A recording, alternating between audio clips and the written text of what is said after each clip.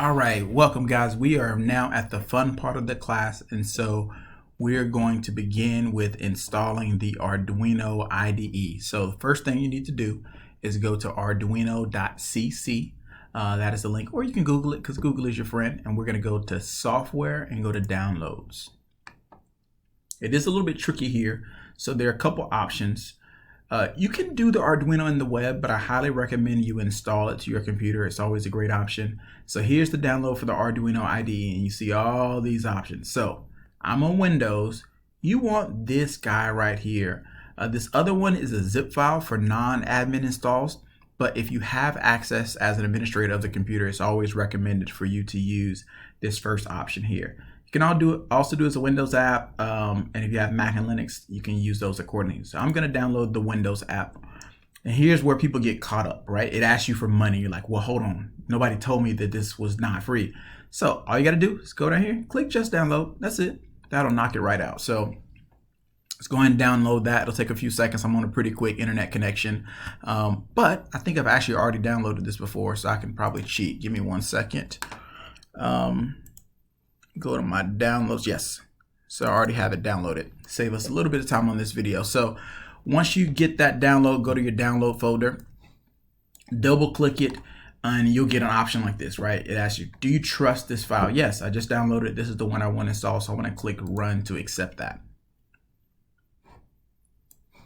And it'll pop up with this menu here, and I'll just walk you through the options here. License agreement, feel free to read it if you choose. However, it's pretty straightforward stuff. So I'll click agree. I want to keep all these options selected. Go to next. Destination folder, default is perfectly fine. Go to install. Let that do its thing. You can look at details and see everything that's happening in the background, but it's going to do what it does. All right, so I got a pop-up here and it says, would you like to install this device software? And I want to yes. And I also want to always trust software from Adafruit Industries. They're a standard company that produces stuff for Arduinos. You can choose to not always trust, and it'll just ask you the same question in other instances. But for this case, I'm perfectly fine and comfortable saying always trust and to install. Once more, same thing, Arduino USB driver. I want to accept that as well.